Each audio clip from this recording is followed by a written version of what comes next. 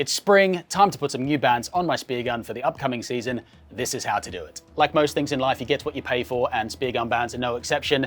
I really like using the single sub power bands. That's what I've been using for the past few years, and I've had great results. Now, a question I get asked all the time is, should I use this rubber with the tiny micro bore hole on the inside?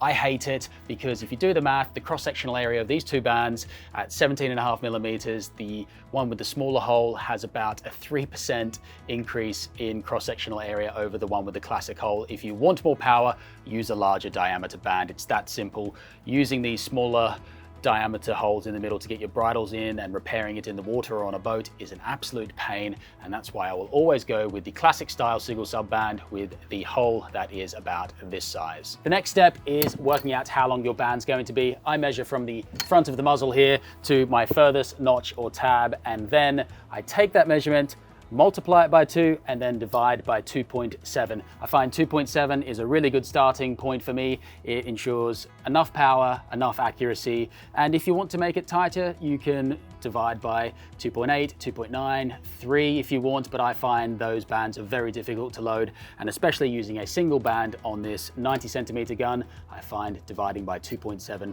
a really nice sweet spot. I've got my measurement of 100 centimeters, multiplying that by 200 centimeters, dividing by 2.7 gives me 74 centimeters. That's how long I'm going to cut this band. The easiest way to cut your Speargun band is with your super sharp filleting knife. And one thing that will make this process a lot easier is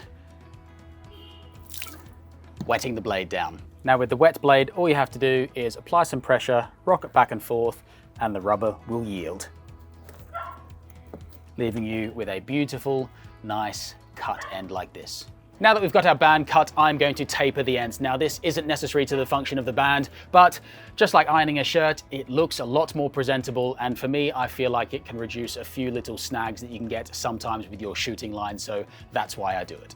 I use an angle grinder to taper the bands, but a bench grinder also works really well. After tapering the bands or not, we have to insert a bridle. Now I've been using these recently and I've tried loads of different bridle inserts on the market, but I've settled on these Cressy ones. I really like these. They're super easy to insert, low profile, and they just work.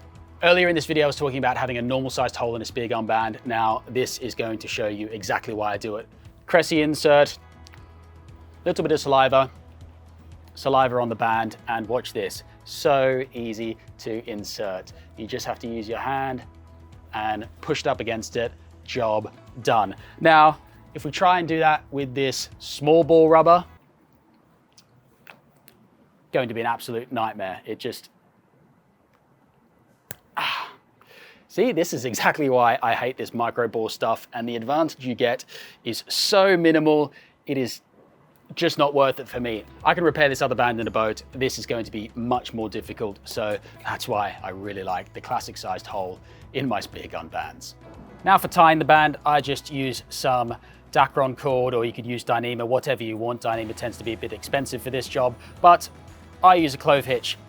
Start here, around the band, and cross over, once under, and then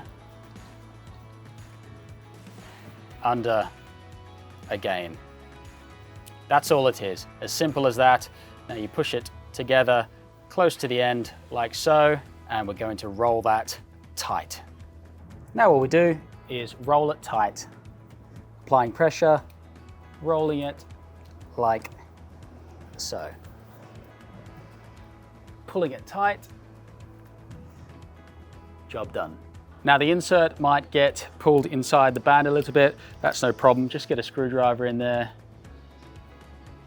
and simply pull it up and out. Now with these extra bits, we just trim those off with our sharp knife.